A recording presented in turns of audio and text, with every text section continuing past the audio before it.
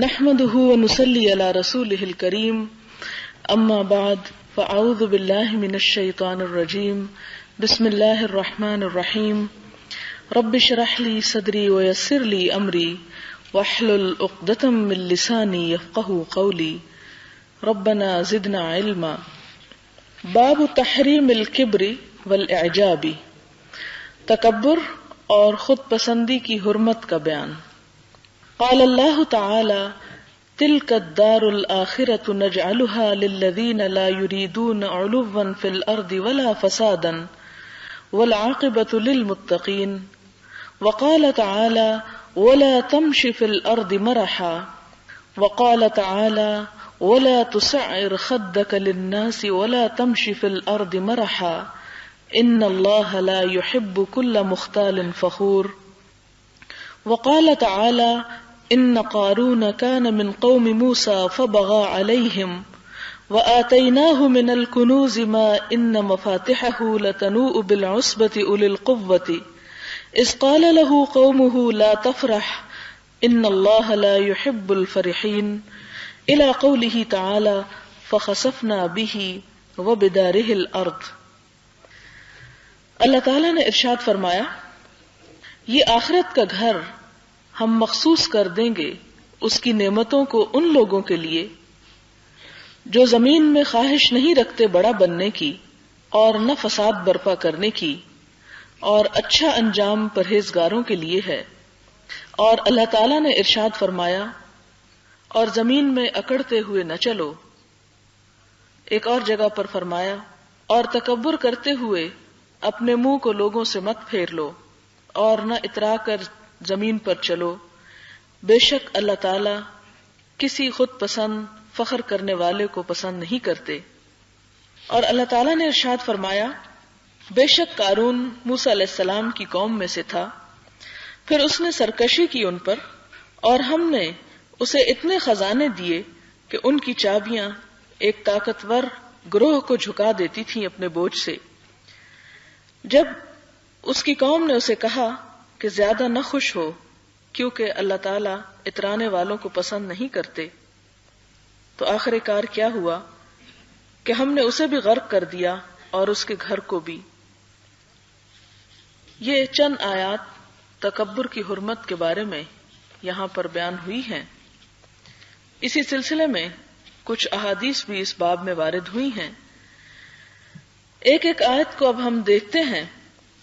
پہلی آیت سورۃ القصص کی ہے، جس کا مفہوم کچھ اس طرح ہے کہ آخرت کا گھر اللہ تعالیٰ نے ان لوگوں کے لیے مخصوص کر رکھا ہے جو زمین میں بڑا بن کے نہیں رہنا چاہتے. ایک بات یہ ہوتی ہے کہ انسان خود بڑا بننے کی خواہش کرے، اور دوسری بات یہ کہ دوسرے لوگ اس کو بڑا سمجھیں یا اسے اپنا بڑا منتخب کریں. ان دو چیزوں میں فرق ہے، اس لیے کہ بڑا بننے کی خواہش اور خاص طور پر علو عالی سے ہے، بلند ہونے سے، کہ وہ انسان اپنی شہرت اور اپنی قدر و قیمت اس طرح چاہے کہ وہ دوسروں کے مقابلے میں بڑا نظر آئے. اور ساتھ ہی اس کے لفظ آیا ہے ولا فسادن، اور وہ فساد نہ چاہے. تو گویا اس لفظ سے پہلے لفظ کی مزید وضاحت ہو جاتی ہے، جس کا مطلب یہ ہے کہ بڑا بننا کس غرض کے لیے ناپسندیدہ ہے؟ فساد کرنے کے لیے، کہ وہ طاقت اور قوت اور اختیار اس لیے چاہتا ہے تاکہ اس کے ذریعے زمین کو فساد سے بھر دے. اسی لیے قرآن پاک میں ایک اور جگہ پر آتا ہے کہ اللہ تعالیٰ بعض لوگوں کی قوت بعض کے ذریعے اس لیے توڑتے ہیں کہ کہیں زمین فساد سے نہ بھر جائے، اور اگر اللہ تعالیٰ بعض کو بعض کے ذریعے نہ بٹاتا لفسدت الارض، تو زمین کا سارا نظام بگڑ جاتا. تو یہاں پر بھی اس علو اور اس بلندی کی بات کی جا رہی ہے کہ جس کے پیچھے غرض دراصل اپنی ذات کی خود نمائی ہو اور فساد دنیا میں پھیلانے کی غرض ہو. فساد کیوں پھیلاتا ہے ایسا شخص؟ فساد اس لیے پھیلاتا ہے کہ لوگ اس فساد کے پھیر میں آ کر اپنے آپ کو بھولے رہیں، اپنے مقصد کو بھولے رہیں، اور جو شخص ان پر بڑا نظر آنا چاہتا ہے وہ بڑا نظر آ سکے۔ پھر اس میں ایک اور بات بھی ہے، اور وہ یہ کہ کچھ قوتیں اس وقت بھی دنیا میں ایسی کام کر رہی ہیں کہ جن کا مطمع نظر اور جن کا ٹارگٹ یہ ہے کہ دنیا میں اتنی گمراہی، اتنا اندھیرا اور اتنا فساد ہو جائے کہ سوائے ایک مخصوص قوم کے ساری اقوام ان سے پست ہو جائیں، ان سے نیچے ہو جائیں۔ یہاں پر اسی قسم کے فساد کی مذمت کی جا رہی ہے، اسی قسم کے علو اور غلبے اور قوت کی مذمت کی جا رہی ہے، حالانکہ قوت اور طاقت فی نفسی ہی یا فی ذاتی ہی کوئی بری چیز نہیں ہے۔ والعاقبۃ للمتقین، اور ساتھ ہی یہ بتا دیا گیا کہ عاقبت یا انجام جو ہے وہ تقوی والوں ہی کے حق میں بہتر ہے۔ اور تقوی والے کون ہیں؟ کہ جو اللہ تعالیٰ سے ڈرتے رہتے ہیں، اللہ تعالیٰ کے آگے عاجزی اختیار کرتے ہیں۔ اسی سلسلے میں سورۃ اسراء کی ایک آیت ہے، وَلَا تَمْشِ فِي الْأَرْضِ مَرَحًا، کہ زمین میں اکڑ کر نہ چلو۔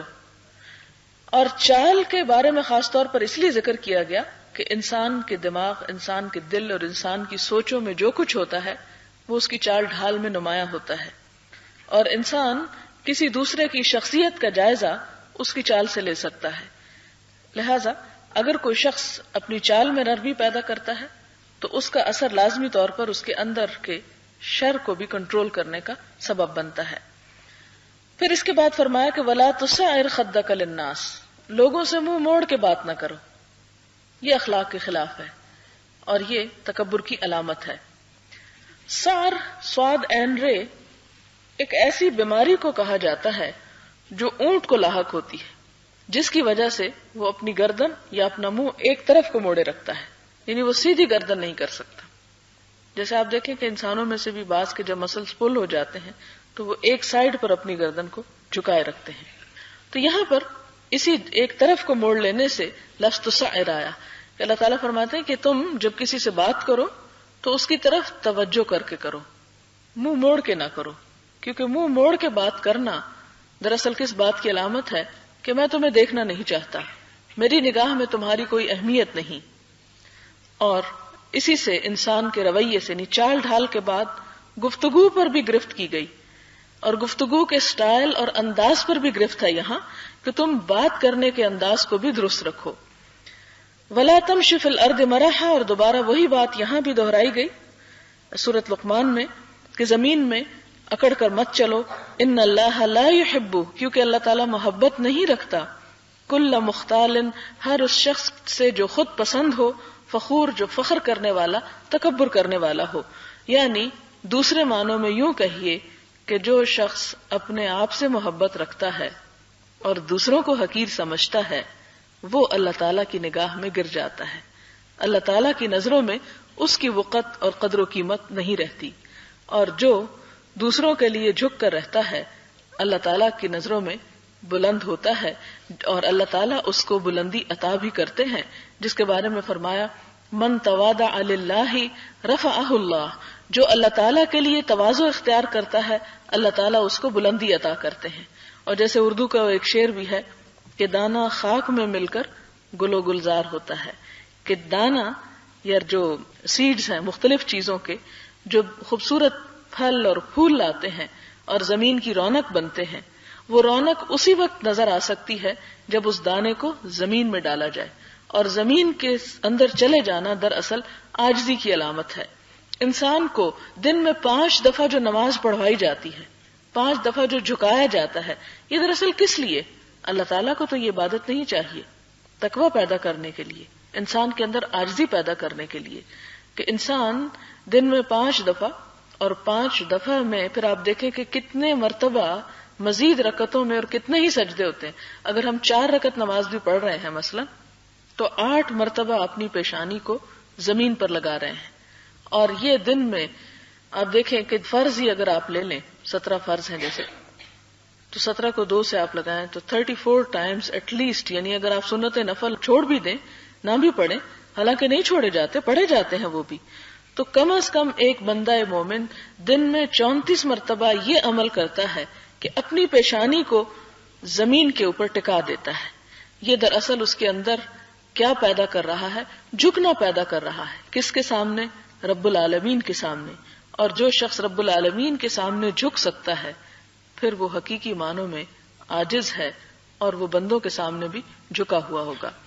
اور بندوں کے سامنے جھکنے کا مطلب کیا ہے؟ کہ ان کے ساتھ ہمدردی، نرمی اور اخلاق کے ساتھ پیش آیا جائے. پھر اس کے بعد مزید فرمایا قوم موسیٰ کے ایک شخص. قوم موسیٰ کون تھی؟ بنی اسرائیل. اس قوم کا ایک شخص جس کا نام قارون تھا، اس کی مثال بیان کی گئی کہ قارون انتہائی امیر انسان تھا، اتنا دولت مند کہ جس کے خزانوں کو گنا نہیں جا سکتا تھا. ان خزانوں کی کنجیاں جو تھیں وہ اتنی زیادہ تھیں کہ جنہیں ایک انسان نہیں اٹھا سکتا تھا، ایک اونٹ نہیں اٹھا سکتا تھا. اسبا اٹھاتا تھا، اور اسبا کہتے ہیں انسانوں یا اونٹوں کی ایک بڑی جماعت، کہ اس کے اوپر وہ کنجیاں لادی جاتی تھیں. جب وہ ایک جگہ، ظاہر ہے کہ وہ ایک جگہ سے دوسری جگہ ٹریول کرتا ہوگا تو عموماً انسان جب ٹریول کرتا ہے تو اپنی کنجیاں اور اپنے محفوظ چیزیں جو ہیں وہ اپنے ساتھ ہی رکھتا ہے یا انہیں کسی محفوظ مقام پر پہنچاتا ہے، کیونکہ اگر کنجی کسی کے سامنے ہو تو خزانے تک ایکسس جو ہے وہ بہت آسان ہو جاتی ہے. اور تالا لگایا ہی اس لیے جاتا ہے کہ کنجی جو ہے اس کو سنبھالنا نسبتاً آسان ہے. تو ظاہر ہے کہ ان کو چھپانے کے لیے یا ساتھ لے جانے کے لیے جب وہ ٹریول کرتا ہوگا تو اس وقت وہ ایک مضبوط بڑی جماعت اس کی صرف کنجیاں اٹھانے کا کام کرتی تھی.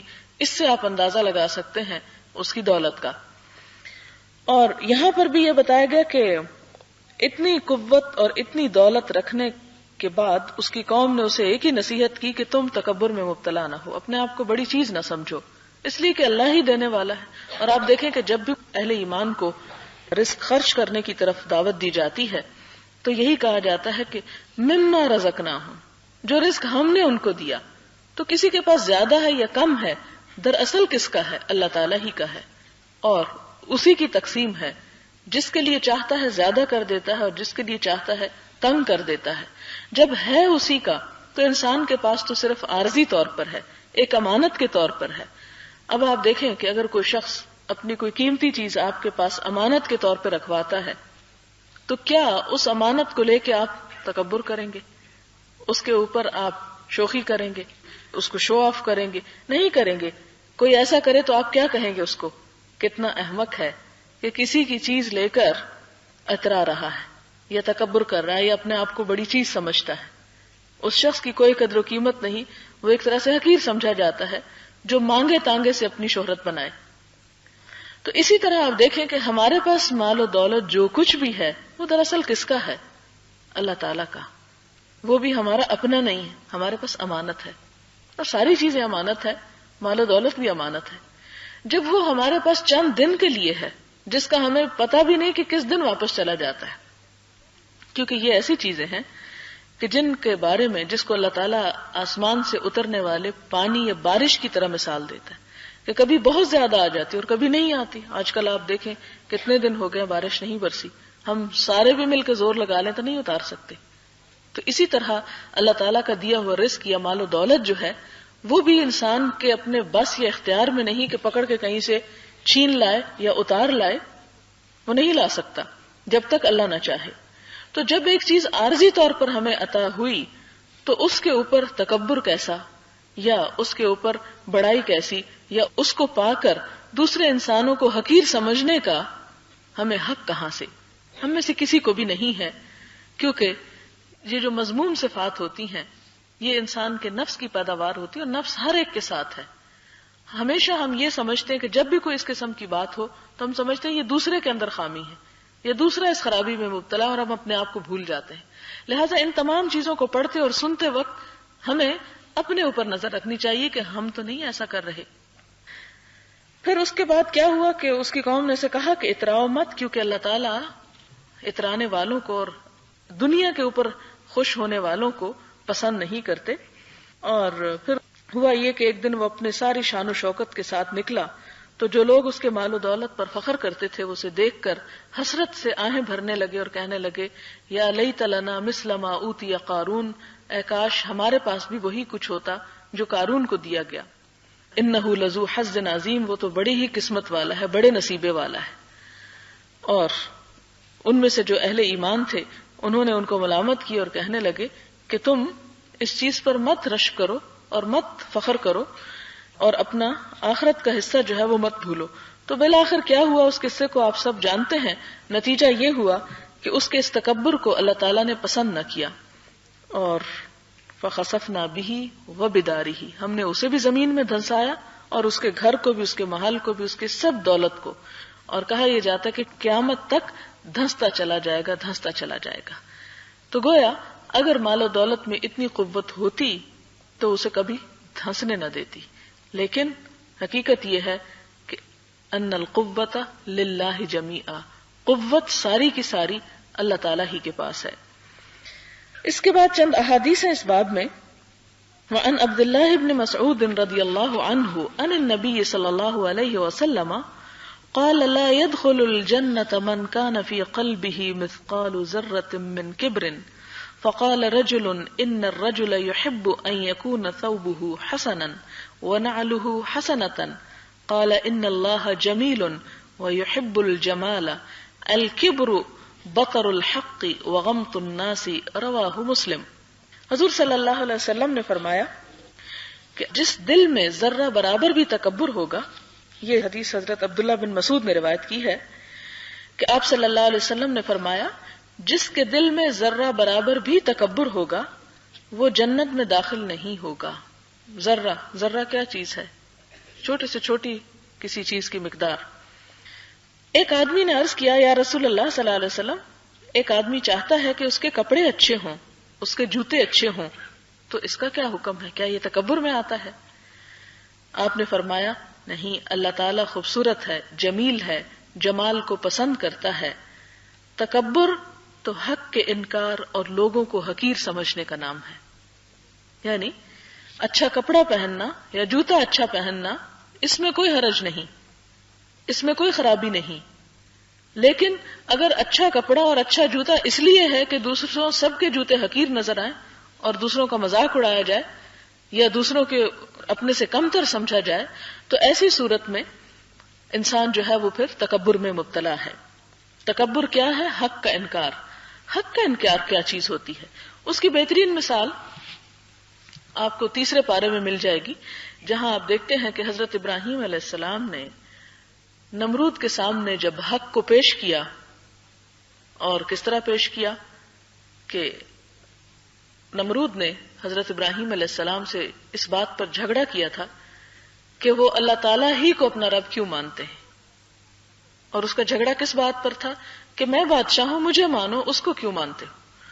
تو ابراہیم علیہ السلام نے سمپلی یہ کہا کہ میں تو رب اس کو مانتا ہوں جو زندہ کرتا ہے اور جو مار سکتا ہے. اس نے کہا وہ تو میں بھی کر سکتا ہوں، انا احیی و امیت، میں زندہ کرتا ہوں، میں مارتا ہوں، لہذا تم مجھے ہی رب مانو. اس پر کہا یہ جاتا ہے کہ وہ جیل خانے سے 2 بندوں کو لایا، ایک کو مار دیا، ایک کو چھوڑ دیا، کہا دیکھا نہیں میں زندہ کرتا ہوں اور میں مارتا ہوں، جس کو میں چاہوں زندہ رکھوں، جس کو چاہوں موت دوں.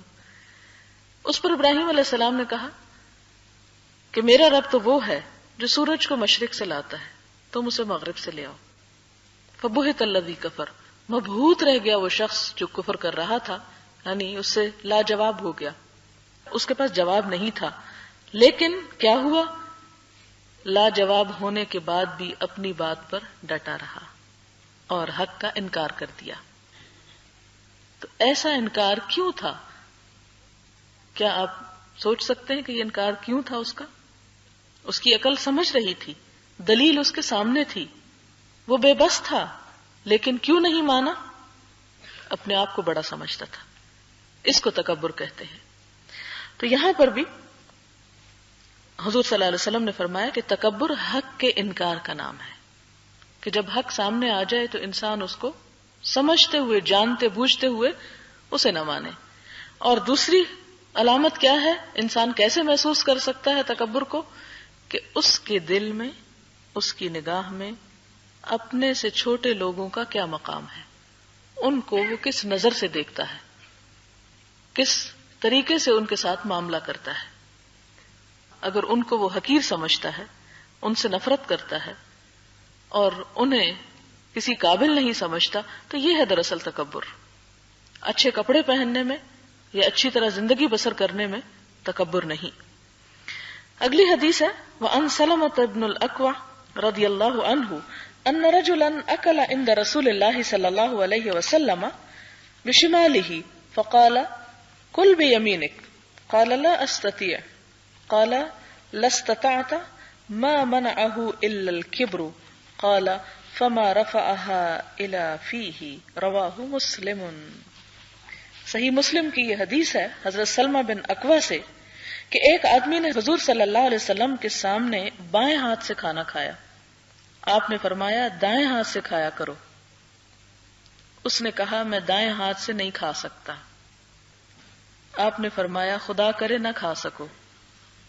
اس شخص کے لیے آپ کی بات ماننے میں صرف حق ہی رکاوٹ تھا. راوی کہتے ہیں کہ وہ شخص اپنا دایاں ہاتھ کبھی منہ کی طرف نہ اٹھا سکا اس کے بعد. تو آپ دیکھیں کہ یہ بات صرف اس وقت پیش نہیں آئی، آج بھی بہت دفعہ جب آپ کسی کو یہی کہیں تو اس کا جواب بھی وہی ہوتا ہے کہ میں دائیں کو استعمال کر ہی نہیں سکتا. حالانکہ دونوں ہاتھ اللہ تعالیٰ نے بنائے ہیں. آپ اس کی جو بھی میڈیکل ریزنز دیں، جو کچھ بھی کریں، لیکن آپ دیکھیں باوجود اس کے کہ ہم جو لوگ دائیں ہاتھ سے کام کرنے کے عادی ہوتے ہیں بائیں ہاتھ سے بھی کچھ نہ کچھ کرتے رہتے ہیں. اور اصل میں تو مسلز ٹریننگ ہوتی ہے. جس کام کو جس ہاتھ سے آپ کرتے چلے جائیں اتنی ہی پریکٹس ہو جائے گی اور کچھ عرصے کے بعد آپ وہی ہاتھ استعمال کر سکتے ہیں. اصل بات کیا ہے کہ انسان کی کوشش ہونی چاہیے اور نیت ہونی چاہیے. اور خاص طور پر جن چیزوں میں دایاں ہاتھ استعمال کرنے کا حکم دیا اس میں سنت کو فالو کرتے ہوئے اتباع کرتے ہوئے کم از کم ان چند چیزوں میں تو ضرور کرنا چاہیے. اور انہی میں سے ایک چیز کھانا ہے، کیونکہ بائیں ہاتھ سے کہا جاتا ہے کہ شیطان کھاتا ہے، اور وہ کھاتا ہے یا نہیں کھاتا لیکن بات یہ کہ وہ شیطان کا اتباع ہو جاتا ہے. اور دوسری بات یہ ہے کہ چھری کانٹے سے خاص طور پر جو کھانے کا رواج ہے اس میں عموماً دائیں ہاتھ سے کھانا مشکل ہوتا ہے. کاٹنا دائیں ہاتھ سے آسان ہوتا ہے لیکن کھانا مشکل ہوتا ہے. بات یہ ہے کہ اس سے کھانا اتنا اہم نہیں جتنا اہم ایک سنت کی پیروی کرنا ہے. عموماً اس طرح کی بات اگر کوئی کہے تو یہ کہہ کر مذاق اڑا دیا جاتا ہے کہ مولویوں کا اور کیا کام ہے سوائے اس کے کہ لوگوں کو یہی چھوٹی چھوٹی باتیں بتاتے رہیں. حالانکہ بات چھوٹی ہو یا بڑی ہو، اصل چیز کیا ہے؟ اتباع رسول صلی اللہ علیہ وسلم ہے. اللہ تعالیٰ نے قرآن پاک میں فرمایا قل ان کنتم تحبون اللہ، ان سے کہہ دو کہ اگر تمہیں اللہ سے محبت ہے فاتبعونی، تو کیا کرو؟ میرا اتباع کرو، یعنی رسول اللہ صلی اللہ علیہ وسلم کا. اللہ تعالیٰ نے یہ نہیں فرمایا تو میری بات مانو. یہ بھی تو ہو سکتا تھا نا کہ اگر تم کہتے ہو کہ ہمیں اللہ سے محبت ہے تو پھر اللہ کی بات مانو. یہ نہیں فرمایا، یہ فرمایا رسول اللہ صلی اللہ علیہ وسلم کا اتباع کرو. جب تک ان کی محبت تمہارے دل میں نہیں اس وقت تک تمہارا کوئی کام اور کوئی عمل قابل قبول ہی نہیں. اور جس کے بارے میں آپ سب جانتے ہیں، آپ صلی اللہ علیہ وسلم نے خود بھی فرمایا کہ خدا کی قسم وہ شخص اس وقت تک مومن ہی نہیں ہو سکتا جب تک میں اس کو اس کے تمام رشتہ داروں، باپ، ماں، اولاد اور تمام لوگوں سے زیادہ پیارا نہ ہو جاؤں. تو یہ محبت کس چیز کی محبت ہے آخر اگر آپ کی سنت کی محبت نہیں؟ اس لیے کہ حضور صلی اللہ علیہ وسلم نے فرمایا من احب سنتی فقد احبنی ومن احبنی کان معی فی الجنہ. جس نے میری سنت سے محبت کی اس نے مجھ سے محبت کی. کیونکہ زبانی تو دعویٰ بڑا آسان ہے. آپ اپنے دشمن کو بھی کہہ سکتے ہیں میں آپ سے بہت محبت کرتا ہوں، آپ کو کیا بگڑے گا؟ آپ کی زبان ہی ہلے گی نا. تو زبان سے دعوے کرنا تو بہت آسان ہوتا ہے، لیکن عمل سے ثبوت فراہم کرنا. آپ دیکھیں نا اردو میں بھی وہ ایک محاورہ ہے کہ دوست وہ ہے جو مشکل میں کام آئے. اگر مشکل میں کوئی نہیں پوچھتا اور سارا سال کوئی آپ سے دوستی کا دعویٰ کرتا رہتا ہے اور محبت کا اظہار کرتا رہتا ہے، اور اگر آپ تکلیف میں ہیں، مصیبت میں ہیں اور آپ کی آگے بڑھ کے کوئی حال بھی نہیں پوچھتا، تو وہ محبت اور وہ دوستی کے دعوے تو سب جھوٹے ہو گئے. اسی طرح ہمارے ہاں بھی اس طرح کا ٹرینڈ بہت پایا جاتا ہے کہ زبانی کلامی بہت اظہار محبت کریں گے اللہ تعالیٰ سے، اللہ تعالیٰ کے رسول صلی اللہ علیہ وسلم سے. لیکن جب آپ کی اتباع اور آپ کی اطاعت کی بات آئے تو سب سے پیچھے کھڑے ہوں لائن میں کہ پہلے اور چلے جائیں آگے، پھر ہم کر لیں گے. کیونکہ عموماً ہم یہی کہتے ہیں نا، کبھی یہ قانون بن گیا تو پھر سارے ہی کر لیں یہ کام. بھی جب قانون بن گیا تو پھر تو آپ نے قانون کی پیروی کی، پھر نہ آپ نے کسی محبت میں تو نہ کیا. آپ کو اس سے کیا غرض کہ کوئی قانون ہے یا نہیں؟ اگر آپ کے دل میں اللہ اور اس کے رسول صلی اللہ علیہ وسلم کی محبت ہے تو آپ آگے بڑھ کر اس چیز کو لیں گے اس سے پہلے کہ کوئی قانون ہو یا نہ ہو. تو محبت قانون نہیں دیکھتی، محبت پھر اصول اور ضابطے نہیں دیکھتی، اس میں تو جنون ہوتا ہے، وہ تو ساری دنیا سے ٹکر لینا جانتی ہے. اسی طرح یہاں پر بھی آپ دیکھیں کہ حضور صلی اللہ علیہ وسلم نے، اور پھر یہ کہ آپ کا کوئی پرسنل انٹرسٹ تو اس میں نہیں تھا کہ ایک شخص دائیں سے کھائے یا بائیں سے کھائے، اپنا پیٹ بھرنا ہے کسی نے جس سے کوئی مرضی کھائے. لیکن چونکہ آپ کس لیے آئے تھے، آپ نے فرمایا انما بعثت معلما، سکھانے والا بنا کے بھیجا گیا. اور دوسری بات یہ کہ لوگوں کے اندر بہترین ادب پیدا کیا جائے، اخلاق کی بہترین باتیں سکھائی جائیں. آپ صلی اللہ علیہ وسلم نے خود فرمایا انما بعثت لاتمم مکارم الاخلاق، کہ مجھے اس لیے بھیجا گیا ہے تاکہ میں بہترین اخلاق کو پائے تکمیل تک پہنچاؤں لوگوں کے اندر. اور پھر آپ دیکھیں ایک اور چیز بھی ہے کہ ایک امت کیسے پہچانی جاتی ہے، کوئی قوم کیسے پہچانی جاتی؟ اپنے اعمال ہی کے ذریعے. اگر ایک شخص بائیں ہاتھ سے کھا رہا ہے، چھری کانٹے سے کھا رہا ہے، تو کس کا اتباع کر رہا ہے؟ سب جانتے ہیں. اور اگر ایک شخص دائیں ہاتھ سے کھا رہا ہے، خواہ کانٹے چھری سے ہی کھا رہا ہے، اسے منع نہیں کیا گیا. یہ چھری کانٹے کوئی جدید دور کی پیداوار نہیں ہے اور نہ ہی کوئی ماڈرن ہونے کی بڑی بات ہے، اس لیے کہ حضرت یوسف علیہ السلام کے زمانے میں بھی لوگ چھری کانٹے سے کھاتے تھے، وہ بھی بڑے متمدن لوگ تھے. تو کئی ہزار سال پہلے بھی لوگ چھری کانٹے سے کھاتے تھے. تو اگر آج کھا رہے ہیں کچھ تو اس سے یہ کوئی ثابت نہیں ہوتا کہ وہ زیادہ عقل مند لوگ ہیں یا زیادہ ماڈرن ہیں. یہ ماڈرن کی اصطلاح ہمارے اپنے نفس کا، اپنے ذہنوں کا اور عقل کا دھوکہ ہے. یہ اپنے آپ کو ہم نے خوش فہمی میں مبتلا کیا ہوا ہے. اصل ماڈرنزم کیا ہے کہ انسان اللہ تعالیٰ کی بات ماننے کے قابل ہو اور اس کے رسول محمد صلی اللہ علیہ وسلم کا اتباع کرنا جانتا ہو.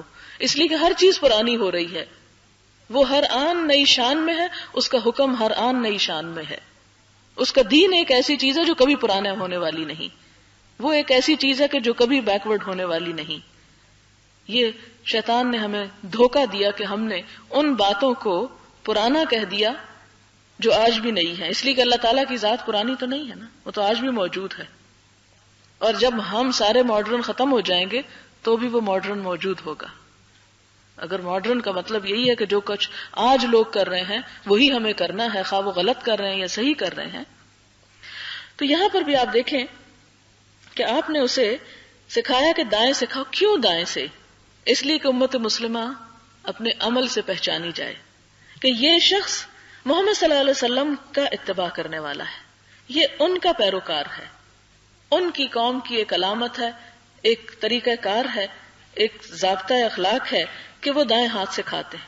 وہ کہیں پر بھی ہوں گے، وہ کافروں کے گھیرے میں بھی بیٹھے ہوں گے تو صاف پہچانے جائیں گے یہ ہیں محمد صلی اللہ علیہ وسلم کے فالوورز جو دائیں ہاتھ سے کھاتے ہیں. آپ کو پہلے بھی میں ایک دفعہ قصہ سنا چکی ہوں حضرت حذیفہ بن یمان کا کہ جب کسریٰ کے دربار میں پہنچے تو آپ کے ہاتھ سے لقمہ گر گیا نیچے، کھا رہے تھے کچھ، وہ چیز نیچے گر گئی.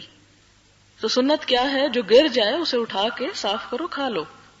یہ بھی تکبر کو توڑنے والی بات ہے، کھا لو اس کو. اس لیے کہ اللہ نے رزق کھانے کے لیے پیدا کیا، ضائع کرنے کے لیے نہیں. اب یہ کہ جب وہ کھانے لگے تو پاس بیٹھے شخص نے کونی ماری. یہ تو کسریٰ کا بادشاہ کا دربار ہے اور یہاں تم ایسی نیچ حرکت کرنے لگے ہو کہ نیچے سے اٹھائی ہوئی چیز کھا رہے ہو. تو ان کا جواب سنیں. وہ کہتے ہیں کہ کیا میں ان احمقوں کے بنائے ہوئے طریقوں کو فالو کرتے ہوئے اپنے رسول صلی اللہ علیہ وسلم کی سنت کو چھوڑ دوں؟ یعنی میرا معیار تو وہ ہے، میرا آئیڈیل تو وہ ہے. یہ احمق تھوڑی ہیں کہ جن کے نزدیک رزق کو ضائع کرنا زیادہ افضل بات ہے. میرے حبیب اور میرے رسول محمد صلی اللہ علیہ وسلم کے نزدیک تو اس کو استعمال کرنا زیادہ عقل مندی کی بات ہے. اس لیے میں تو اس کو فالو کروں گا، میں تو وہی کروں گا جو آپ نے کیا. یہ کس چیز کی، ہم میں کس چیز کی کمی؟ ہم کیوں نہیں کر پاتے؟ اپنے دین پر کانفیڈنس کی کمی ہے. ہماری عقل کا پھیرا گھوم گیا ہے، ہم الٹے چل پڑے ہیں. وہ جسے کہتے ہیں نا، وہ ایک شعر بھی ہے اردو کا کہ لیلا نظر آتا ہے مجنوں نظر آتی ہے، کچھ اسی قسم کا ہے کہ جو مذکر ہے وہ مؤنث نظر آ رہا ہے اور جو مؤنث ہے مذکر نظر آ رہا ہے. تو دھوکہ کہاں ہے؟ اپنی آنکھوں کا دھوکہ ہے. اب مثال کے طور پر کسی کو کوئی چیز دکھائیں، مثلا ایک ہی تصویر دکھائیں اور 3 سیکنڈ کے لیے دکھائیں اور پھر ہٹا لیں. آپ کے سامنے جو 10 لوگ بیٹھے اس تصویر کو دیکھ رہے ہوں گے، ہر ایک کی ڈیفینیشن مختلف ہوگی، ہر ایک کی ڈسکرپشن مختلف ہوگی. کیوں مختلف ہے؟ اس لیے کہ ہر ایک اپنی آنکھ اور اپنی عقل سے دیکھ رہا ہے، ہر ایک نے مختلف اینگل سے اس کو دیکھا. تو پھر دنیا میں نظریں تو بہت ہیں، دیکھنے والے بھی بہت ہیں، تو ہماری نظر کیا ہونی چاہیے؟ ہمارے نزدیک صحیح اور غلط کا معیار پھر کیا ہونا چاہیے؟ وہی جو محمد الرسول اللہ صلی اللہ علیہ وسلم نے دیکھا. ہمیں بھی اسی آنکھ سے دیکھنا ہے. جس کو انہوں نے پسند کیا ہم نے بھی اسی کو پسند کرنا ہے، جسے انہوں نے ناپسند کیا ہمیں بھی اسی کو ناپسند کرنا ہے. اور یہی ہے آپ سے محبت کا مطلب. تو آپ دیکھیں صحابہ کرام کا طریقہ کار یہ ہوتا تھا کہ زندگی میں جب کوئی مشکل پیش آتی، کوئی مرحلہ تمام نہ ہوتا، تو ہمیشہ یہ سوچتے کہ گڑبڑ کہاں ہے، کہاں نافرمانی ہو رہی ہے، کہاں کسی سنت کو ترک کیا ہے میں نے. تو یاد ہوگا ایک جہاد کے موقع پر روز حملہ کر رہے ہیں، جیت نہیں ہو رہی، روز حملہ کر رہے ہیں، نہیں جیت رہے. تو آخر کار سب نے سر جوڑے بیٹھ کے سوچا کہ کہاں کمی ہے. تو خیال آیا کہ اس روز حملہ کرنے کے جنون میں ہمیں تو یہ بھی بھول گیا کہ مسواک بھی کرنا ہے. ایک سنت کو چھوڑ دیا جسے آپ نے بہت پسند کیا، اتنا پسند کیا کہ آپ نے فرمایا اگر میری امت پہ بھاری نہ ہوتا تو میں ہر نماز کے ساتھ انہیں مسواک کرنا لازم قرار دیتا، نہیں فرض قرار دیتا، لیکن مجھے ڈر ہے کہ ان کے اوپر یہ مشقت ہو جائے گی. کتنی آسانی پیدا کی ہمارے لیے، کتنا خیال تھا آپ کو ہمارا. ہمیں تو آپ کی عزت اور آپ کی شان کا کچھ بھی احساس پاس نہیں کہ امت محمد صلی اللہ علیہ وسلم ہے اور ہمارے عمل کیا ہے. ہمیں تو ذرا شرم حیا نہیں آتی. لیکن آپ کو ہمارا کتنا احساس اور پاس تھا کہ میری امت پہ بوجھل ہو جائے گا، مشکل پڑ جائے گی، لہٰذا آپ نے فرض نہیں کیا. لیکن اتنی زیادہ اس کی تعریف بیان کی کہ کوئی پڑھ لے تو کیے بغیر نہ چھوڑے. ڈاکٹروں کی تو ایک نسخے پہ ہم ساری زندگی اس کو عمل کرتے ہیں، الارم لگا لگا کے اٹھ کے دوا لیتے ہیں کہ ڈاکٹر نے کہا ہے. اللہ کے رسول صلی اللہ علیہ وسلم کی بات ایک ڈاکٹر کی بات سے بھی کم اہم ہے ہمارے لیے. لیکن اصل بات یہ ہے، مشکل یہ کہ ہمیں پتہ ہی نہیں ہوتا کہ آپ نے کس بات پہ کتنا سٹریس کیا، کیا آپ نے پسند فرمایا، کیا ناپسند کیا. تو ہوا یہ کہ جب انہوں نے صبح سویرے درختوں کی ٹہنیاں کاٹی اور دانت صاف کرنے لگے تو دشمن کی مخبری کرنے والے شخص نے جا کر کہا کہ آج تو وہ دانت رگڑ رہے ہیں، لگتا ہے کہ کچا چبانے کے لیے آ رہے ہیں. اور یہ چیز ان کے دلوں میں رعب ڈالنے کے لیے کافی تھی. اور اگلے دن جب حملہ ہوا تو وہ نفسیاتی طور پر کمزور ہو چکے تھے. نفسیاتی طور پر دیکھا کہ ساری قوم ایک ہی کام کر رہی ہے، لیکن ہم چونکہ ان چیزوں پر اتحاد ہی نہیں کرتے، ہمارے ہاں یہ چیزیں ہمیشہ ڈسپیوٹڈ رہتی ہیں. کیا ہوا اگر یہ کر لیا، کچھ نہیں ہوتا. یہ اسی لیے تو آپ صلی اللہ علیہ وسلم نے فرمایا کہ بات یہ نہیں کہ وہ دائیں سے اٹھا نہیں سکتا تھا، آپ نے فرمایا اسے صرف تکبر نے روکا ہے کہ میں نہیں کر سکتا، میرے لیے بڑا مشکل ہے. تو اس کے بعد وہ راوی کہتے ہیں کہ جب اس نے انکار کیا تو زندگی بھر وہ شخص پھر دائیں ہاتھ کو منہ تک نہ لے جا سکا. اکڑ گیا ہوگا ہاتھ یا کوئی اس قسم کی تکلیف ہو گئی ہو. ظاہر ہے کہ اس نے آپ کا دل دکھایا. آپ کا انکار دراصل کیا ہے؟ آپ صلی اللہ علیہ وسلم نے فرمایا کل امتی یدخلون الجنت الا من ابا، میری ساری امت جنت میں جائے گی سوائے اس کے جس نے انکار کیا. ابا انکار ہوتا ہے لیکن تکبر کی وجہ سے انکار. تو لوگوں نے پوچھا کہ وہ من ابا یا رسول اللہ، یہ کس نے انکار کیا؟ آپ نے فرمایا من اطاعنی فقد احبنی من احبنی کان معی فی الجنہ، جس نے میری اطاعت کی اس نے مجھ سے محبت کی، جس نے مجھ سے محبت کی وہ میرے ساتھ ہوگا جنت میں. کہ میری ساری امت جنت میں داخل ہوگی سوائے اس کے جس نے انکار کیا، یعنی تکبر کیا. اور انکار کیا ہے؟ آپ کی بات کا انکار، اور وہی محبت کے منافی ہے دراصل.